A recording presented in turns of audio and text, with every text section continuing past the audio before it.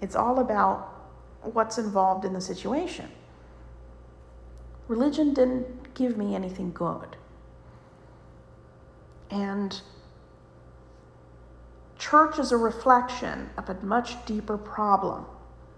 Our society is more open about mental health problems. But there's still the shame there. A lot of celebrities, thankfully, have come out about mental health. They talk about issues. It's much more out there. But the church hasn't consistently accepted and fought for the betterment of mental health. They make it harder for people to have quality life. Anyone who supports anti-abortion laws, bans, mandates, is causing women's mental health to deteriorate. Women who are afraid of having children due to no abortion available has just doubled the severity of women's negative mental health.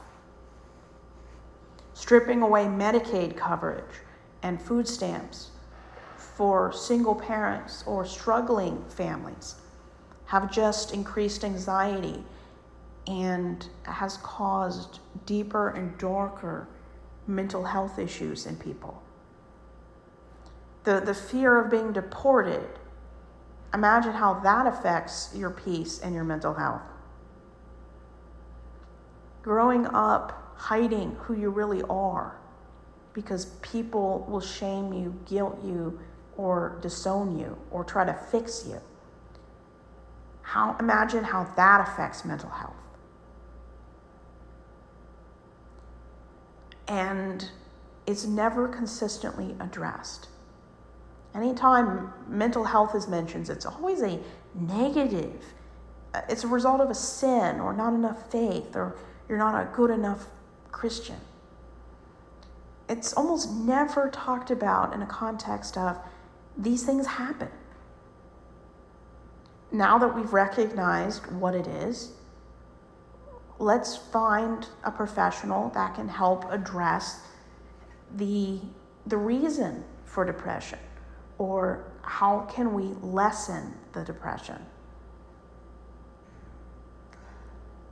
And until the secular and religious environments care more about the individual than they do about their beliefs, we will never be the best version of ourselves. And many denominations talk negatively about psychology. They talk negatively about mental health.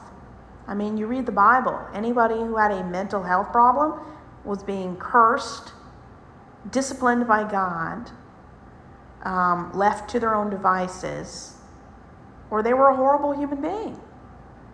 I can't think of one person in the Bible that had a mental illness that was treated with some form of dignity. And when the symbol of your religion, the book that symbolizes your religion, doesn't treat people with mental illnesses with respect and dignity, how can you expect the members to do it? Even though they should, how can we blame them for not knowing that they should? There is little to no positive reinforcement and representation of mental illness in religion.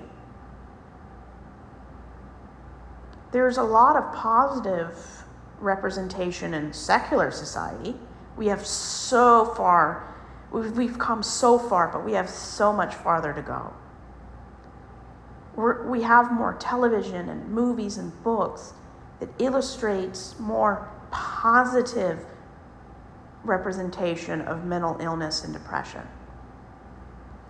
TV shows and movies show likable, successful people who have mental and emotional disorders, mental illness, depression. And they show people that it's normal people, educated, wise, influential people can still be depressed. And when you grow up in an environment that denies that what they teach exacerbates good mental health, imagine growing up trans in the church. Imagine the depression and self-loathing gay people have to endure, even though there's nothing to be ashamed of. Imagine how women are shamed for being anything but a godly Proverbs woman. It's really sad that people have to endure this dehumanization and erasure and just silence is deafening. Luckily, we have mental health days now. America doesn't do much for their employees compared to other European countries. Women don't even get 3 days of paid vacation a month in case they have extreme female issues. America does not take very good care of its female citizens. Depression, from what I've read on statistics on the internet, women are more likely to be depressed than men. Men are more likely to be narcissistic. Women are more likely to suffer from anxiety and disorders that are more toward covert or borderline personality disorder. Mental illness it can sometimes be a chemical imbalance. It can be as simple as some people just suffer from depression their entire lives.